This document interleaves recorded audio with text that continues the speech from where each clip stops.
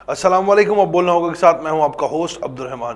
پاکستان میں اس وقت جو سیاسی صورتحال چل رہی ہے، تحریک انصاف نے جس طرح کا احتجاج کیا، اس طرح سے آج سے پہلے کسی بھی سیاسی جماعت نے جو ہے پاکستان میں اس نوعیت کا احتجاج نہیں کیا تھا۔ جس طرح اس جماعت کی جانب سے جلاؤ گھراؤ کیا گیا، بڑی پڑھی لکھی جماعت تحریک انصاف کہا جاتا تھا، اور اس نے جو دکھایا کہ وہ کتنی تعلیم یافتہ اور پڑھی لکھی جماعت ہے، تو یقین جانیں کہ پاکستانی عوام کے جو سر ہیں وہ دنیا کے سامنے شرم سے جھک گئے۔ کیا آپ پڑھی لکھی مہذب قوم ہے؟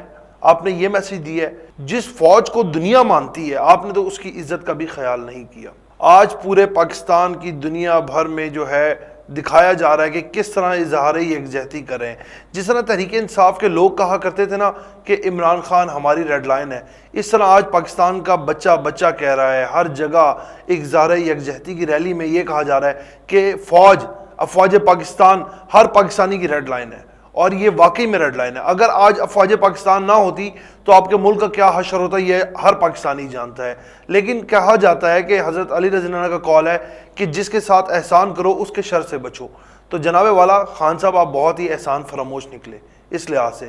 جس ادارے کو دنیا مانتی ہے آپ نے اس ادارے کی جو تھی ساخت کو خراب کرنے کی کوشش کی۔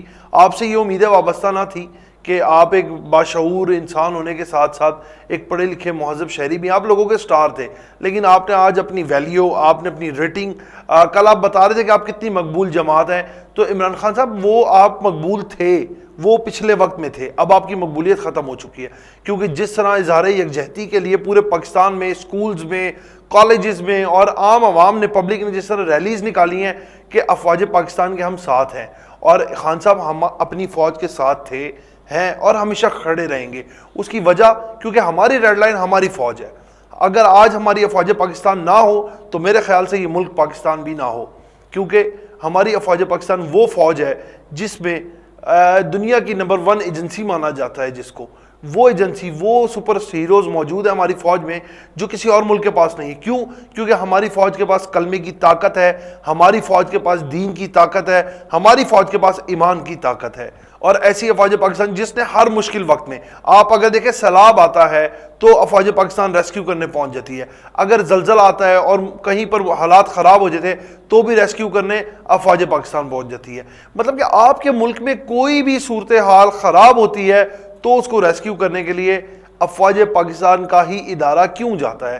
کیونکہ ہماری فوج کے جوانوں کے پاس ایسی صلاحیتیں موجود ہیں، ہماری فوج کے جوانوں میں ایسی صلاحیتیں ہیں کہ وہ ہر حالات میں نمٹنا جانتے ہیں، وہ ہر حالات کو نبھانا جانتے ہیں۔ لوگ بڑا چیخ چیخ کے بول رہے تھے کہ فوج نے کیوں نہیں روکا جب یہ لوگ کینٹ میں داخل ہو رہے تھے، تو جناب والا اگر روک لیا جاتا تو آپ لوگ آج مظلوم بن جاتے اور فوج کو آپ ظالم بنا دیتے۔ کیوں؟ کیونکہ اس طرف بھی پاکستانی تھے، تو اس وجہ سے فوج نے اس کو جواب دینا مناسب نہیں سمجھا۔ لیکن آپ لوگوں نے ایک پاکستانی ہونے کا کیا ثبوت دیا؟